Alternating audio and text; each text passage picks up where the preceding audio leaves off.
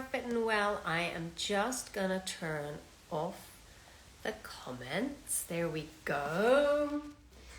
I'll just give everybody a little minute to join in. Thank you so much for those of you who are here today. And thank you so much to Fit and Well for having me back again. I'm really excited to be here today and next week as well. We will be doing a little bit of movement in this session, but this is mostly talking to you and explaining the basis of the way that I encourage movement, and particularly using breathing within movement, and especially for performance. So just a really quick little bit about me. Just doing a little takeover of Fit and Well this morning. I'm here with you for about half an hour. I am an osteopath by trade. I've been qualified for about 20 years. I'm based in Oxfordshire in London, and I'm also a qualified counsellor.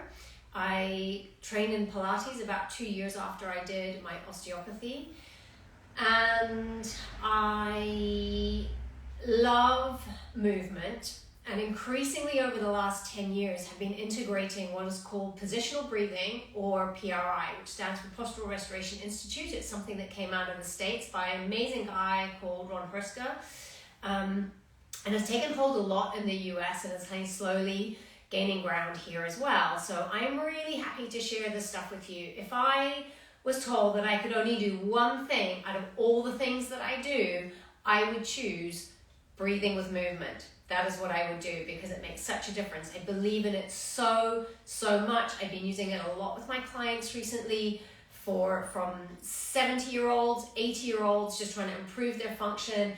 They're doing much more. They feel positive and active, right to people who are PBing triathlons.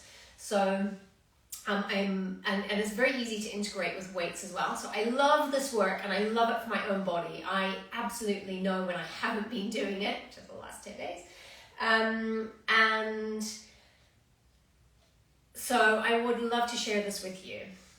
So first of all, it's meet my friend Hans. So our external system, our musculoskeletal system, organizes itself based around what is happening internally. So internally, we have a very large liver on the right hand side. We have 3 lobes of lung on the right and only 2 on the left. And our diaphragm, our key breathing muscle, attaches 2 levels lower on the right than on the left. So we tend to be very dense, very kind of connected and anchored on the right hand side, and a little bit more spacious and airy on the left, which means that we have a predominance to turn in and anchor ourselves a lot on this side and be like, okay, I need my space on this left side. And then of course we all have our own layers that we add on top of that through injuries, through life, through other morphology, okay? So what this means in our pelvis and our breathing and our diaphragms is that when you're really anchored on the right side, okay, so this is my right, and we tend to move like this. So I'm gonna just give Hans a little hug here, and we internally rotate like so, okay? So I don't know if I'm gonna come a little bit closer to you. Oh, that's better. Okay, so if we're here to start off with, right, we will internally rotate a little bit more on this right side, and we will open out and externally rotate on the left, okay? So this means that we are really good at standing on our right side. This is where we're happy to load, we're happy to do all our stability on this side, and you'll generally find that one side or the other, you're much more stable, right? And it may be your right or it may be your left, depending on how you've layered on top of this basic aspect, right? And in our rib cage, we mirror this same thing. So I'm going to put Hans over here for 1 sec. So in the rib cage, we tend to be nice and anchored here and really airy over here. So if you watch my hands and the way that I breathe in, I'll breathe in a lot more to my left without thinking about it. That's me just taking a breath without thinking. My right early moved, right? So what we want to try and encourage for our body is actually to get this side in particular a little bit back and down. Okay, so that if we can anchor here, and what means that that's happening, the key thing, the most important thing, is the way the diaphragm is then able to come and contact the rib cage and the rib cage down onto the diaphragm. So these guys should have a really great relationship. And at the back here, it should be the same with our shoulder blades and our ribs. So our shoulder blades and our ribs should spoon each other as well for really good, efficient movement, right? But quite often we have this like really straight military posture, and we're what we would call a little bit too compressed in our back. So we're not getting this nice open movement. And one position is like posture we think of as a state of being, right? But posture is actually fluid. The important thing about posture is being able to get in and out of a movement, right? So with my ribs here, like, okay, that's just a position, that's where I'm at. What it means is that I'm not so good at opening up and shifting away the stability from this side and getting stability on this side, right? So I want to be able to get a little bit of movement here and get some anchoring here, and then get my anchoring back and get some movement here, and we do that, right? And if you look at what I'm doing, basically, it's a bit like walking, right?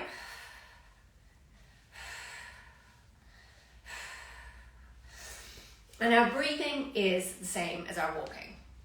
Okay, so the way that we land on our heel, move through the foot, roll to the inside, externally rotate again, and we take off. And all through that movement, we have an inhalation, exhalation, inhalation. I mean, obviously we walk quite quickly, we run, that's not going to happen through every step we're doing. But the way that it's mirrored up through the body, and the way that everything should be doing a little bit of this all the way up, we should have the ability in every space that we occupy to go in and out of it. And that's what we want to achieve. That is the goal with all the breathing stuff. So fantastic if you're able to lift really great weights, and you need a lot of that stability as well.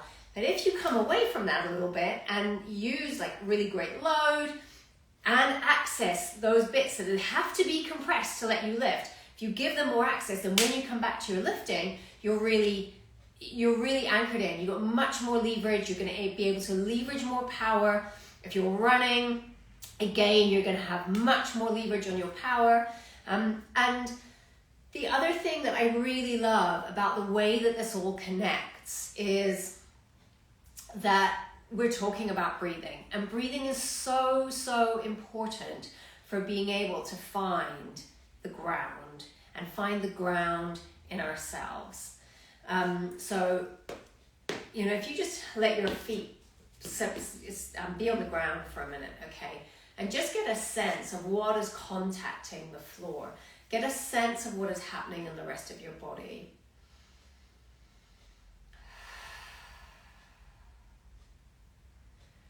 And you'll notice how you're a little bit heavier on one side than the other. And again, if you stand, this will be different again.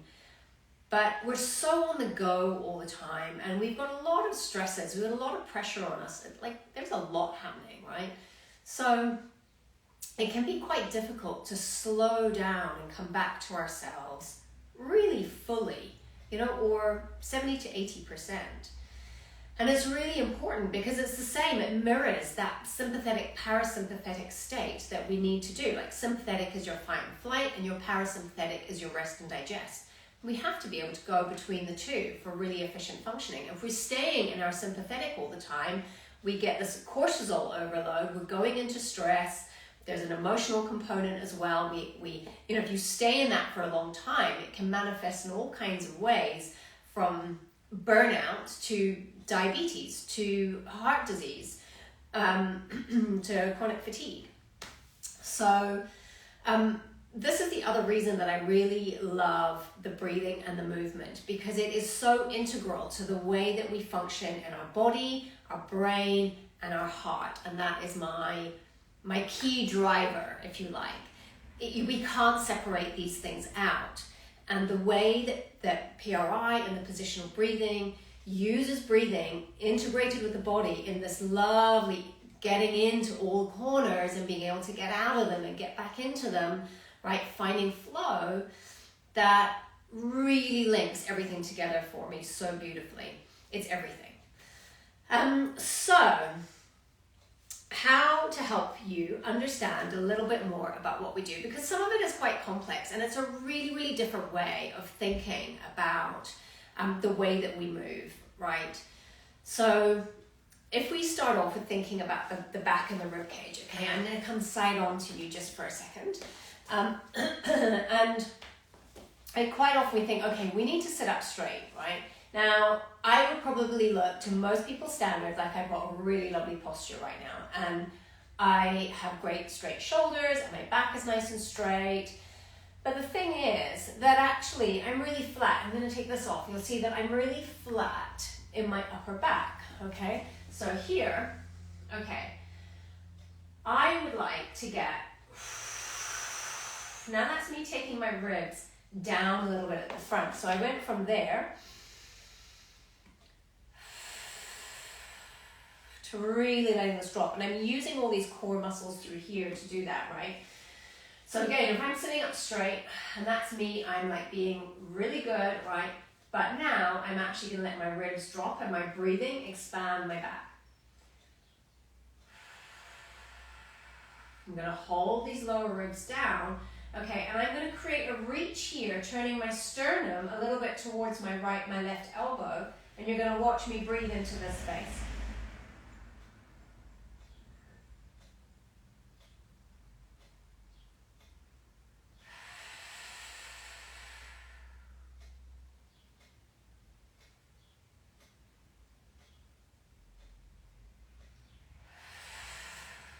Okay, so what that looks like from the front, let me go side on to you this way.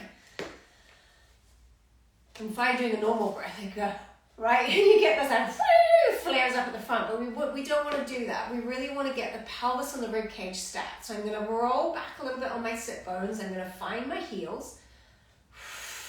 I'm going to take a breath all the way out, let these ribs drop. Now you'll notice I'm not letting this happen. Right, I'm not flomping into myself and letting my upper chest drop down. I'm really letting this. And I think of this as, you know, in yoga, quite often they talk about the heart space. And I think of this as really creating space at the back of the heart to breathe into, okay? So in particular, we're compressing the heart space on the left and we want to open that up a little bit more. So I'm going to anchor down here, okay? I'm going to get that lovely spooning relationship, or technical term for that is zone of apposition. I'm going to get this lovely spooning relationship between my rib cage and my diaphragm on the left, right? Because it wants to fly away. It needs a little bit of anchoring. I'm going to reach forward on this side, okay, and turn my sternum to the left. Believe me on this for now, okay? Because there's lots of little details about how we move through. But the best way to create space in this back left side, which just wants to compress at the back and flare at the front, is holding this position and softly sipping, preferably in a nasal breath, because put your tongue on the roof of your mouth and softly sip the breath. If I'm just doing this, I'm completely changing the relationship from this to this, right? I am no longer creating this position here. There, I'm just stuck in external rotation relatively here, but actually I want to introduce the internal rotation up here, this relative to this, okay?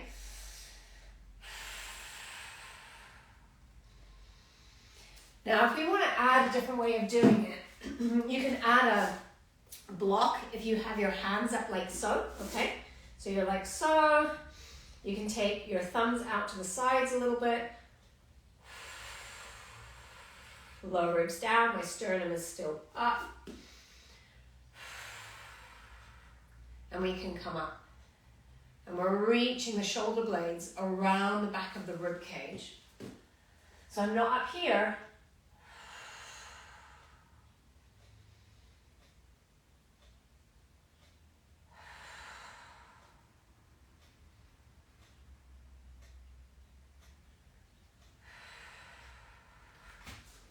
Okay, So that's creating space at the top and starting to really find our anchoring with our rib cage. We're being able to start finding what we call the stack between our ribs and our pelvis.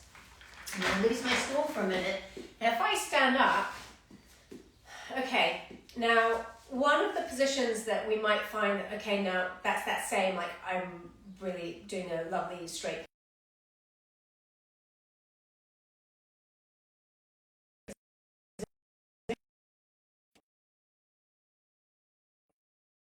Just make sure that we're still back on, that's great. And we're going to get the heat, we're going to go back into our heels, let our pelvis drop down a little bit, okay, and let this air out.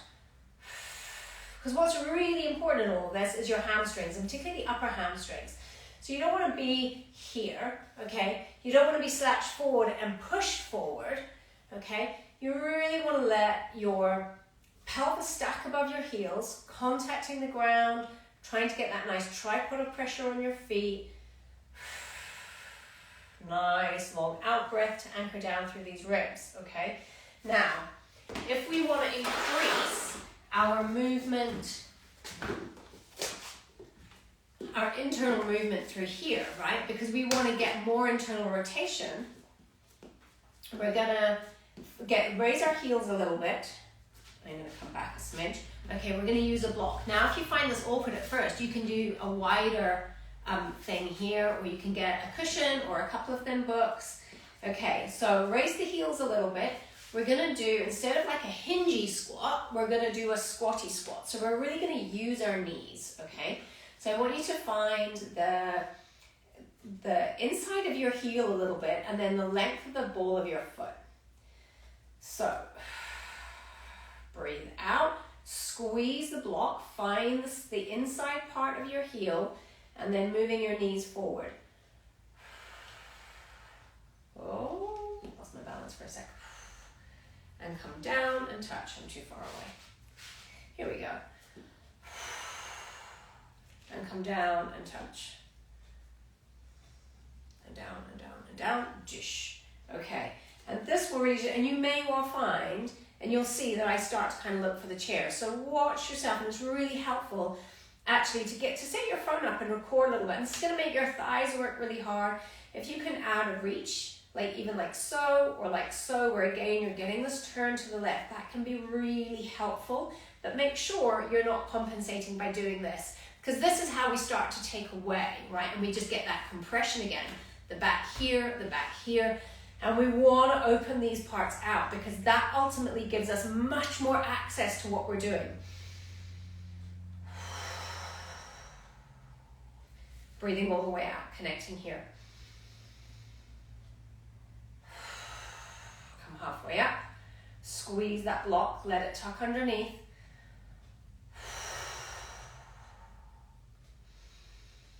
You can come back down, just give you a real thigh burn. And notice how much you want to cheat away from that. Notice how much you really want to use this, because we're so used to using it as well, right? And it lets us kind of move away. And a lot of people are really reluctant to use their knees in that way, because it makes them feel really vulnerable. But your knees are made to move. Like all parts of us are made to move. It's like the lumbar spine. We're supposed to be able to do this movement in our low back, right? So the more that you can find a way to build confidence in letting your knees bend like that, and don't worry about this knees over toes, okay? Our knees do go over our toes, right? My knees are over my toes. I'm unloading the dishwasher. I'm unloading the laundry. Right, we kind of have to be in this position sometimes, right? Knees down, breathe all the way out, finding the back, coming up, and then you can change it. The more you raise your heels, the easier it is to get this initially. Okay, and I always try and do this little bit of a, this comes down to the opposite hip. This is reaching forward with my sternum turning, so that we get this rotation and this relative internal rotation all the time, okay? Because remember, this side wants to do that predominantly, and this side wants to do that. So we need to give it the opposite. So that's how we do get more internal rotation here and here. It's how we start to find the breath, anchoring through here and finding space at the back here, okay? One of the other exercises that I really loved, and I had this in the class that I did last time, which is this, and you can use a little weight if you want to. So it's what I call rotate and reach, okay? Because the tricep on the right is really helpful to anchor us back and give us more air at the front while we rotate and get more air at the back, okay? Because remember, when we can expand, we increase our spectrum of movement, we improve our relationships with the different parts of our body, and we leverage more power, okay? So hand on the back of your head, find your heels on the ground, long breath out. Okay, you're gonna rotate down through here. So now imagine that you're like a cross of wires. You're anchoring this left rib to the right hip. The right shoulder blade back, so I'm here. Okay, and when I'm rotated forward, we're gonna really well anchored in that shoulder blade and getting that tricep to work.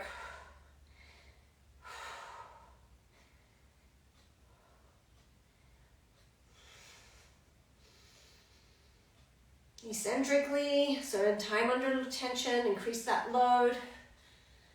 Soft breath in.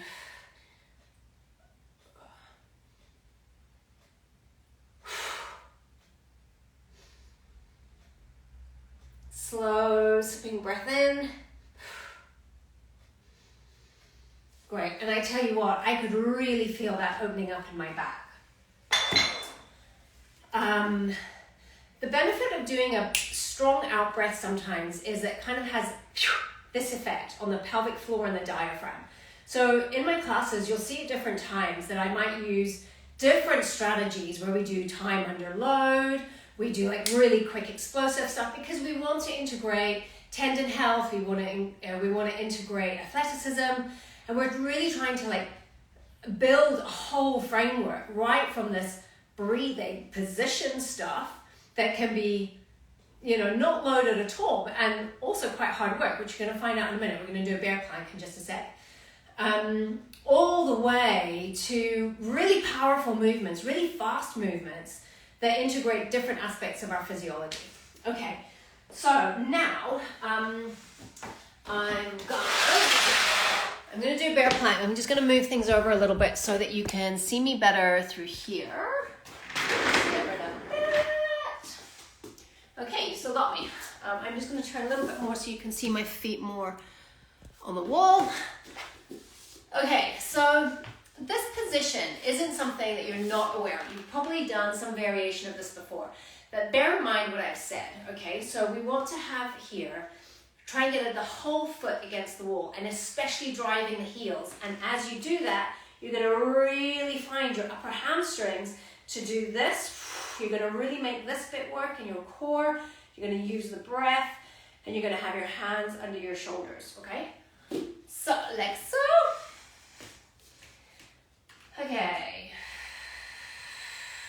Long out breath to get those low ribs going on. I'm really finding my back, which I've got to do much better now that I just did that reach and rotate. I'm going to lift my knees a little bit off the ground. I'm really driving my feet into the wall, especially my heels. And as I do that, feel it pulling into my upper hamstrings, anchoring my pelvis. And the reason that I love this bear position is you can make it as versatile as you want. So you can like really focus on this core and this breathing part. You can take it into that bear dog like we just did there. You can just stay here and like rep out on the breaths and really focus your breathing, trying to down-regulate the nervous system a little bit. Then when you go to your out breath, you can make it explosive. So let me breathe. Find my heels and I'm straight up, okay? Straight up, and from there, a little bit like doing a sit to jump. You can go straight back down, but get into your next plyo movement, right? So the bear plank also, you can kind of anchor the balls of your feet on the ground, grab a foam roller. Actually, we'll make it long. You can do this like a Nordic bear where you're like anchoring through here like this, and it really makes you drive the back of your pelvis. It's a truth teller very, very quickly about your pelvic position. Or you can do a really long bear and increase that leverage where you're trying to get that extension happening a little bit more in your pelvis than at your knees. And like that's another thing again, but that's part of something that we'll integrate in a lot of the classes, where we're trying to get the extension happening at the right place, integrated with the rotation pattern, okay? So that we're not just going to be knee dominant, calf dominant, and then moving straight into our back. Because quite a lot of people, when they're running and walking, they will extend the knee really quickly and then go straight to the back. So that, right? But if actually you get this anchoring in the pelvis and you get this hip extension, you connect really well here. And now I'm really well connected to the ground. I've got access here. I'm still tall. I'm moving forward. And my knee hasn't finished its job yet, right? So my knee going straight will only be right at the end. So yes, so there's lots of different ways to play with the bear. And I tend to try and use a lot of that in the class. So, one more thing, I'm just going to switch you over. So, if you have access to bands and things like that, I'm just going to show you one of the things I really love, because I think it's important to do a little bit of kind of staggered stance work as well. So, for example, like split squats. Okay, so for here, right, you can see me pretty well. I'm pretty like that. This building is a blacksmith's from like 1726. So I've got lots of handy anchor points. But you'll find this in the gym. You can find a nice anchor point. So use this position. Now remember, I'm letting this pull the shoulder blade around my rib cage. I'm anchored down here. I'm not losing the top. I'm letting my sternum turn a little bit to this left elbow, because that gives me left internal rotation, which is what I want, because my body doesn't know inherently how to do it. I need to help to remind it regularly, right? And then we're just going to do, I'm actually going to bring my left foot forward. It doesn't matter what you do. I'm going to reach with my right, okay? So, and now my right shoulder blade is kind of pushing forward as well, but in a way that is pushing me to my left side, because I want this left side to take more load. So I'm helping myself to anchor and leverage here. I'm getting the breath into my back.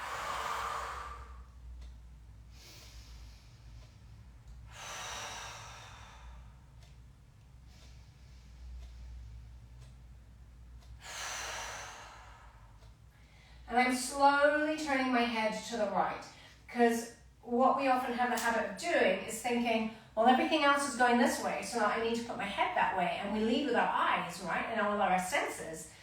But what I want you to do is find these positions and then just slowly let your head turn the other way, okay?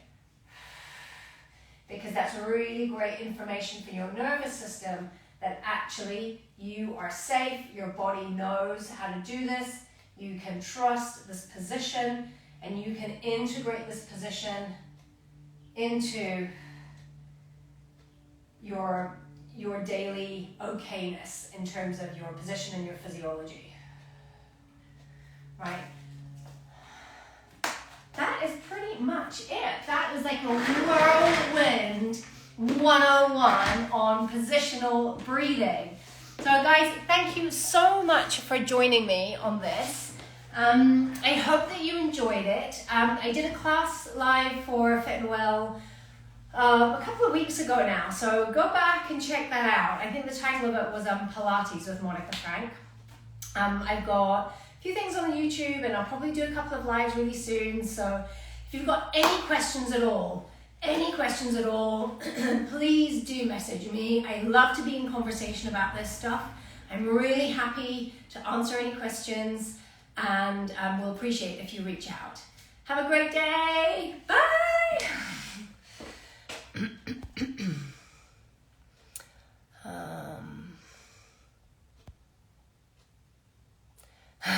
I'm gonna do this thing again. No.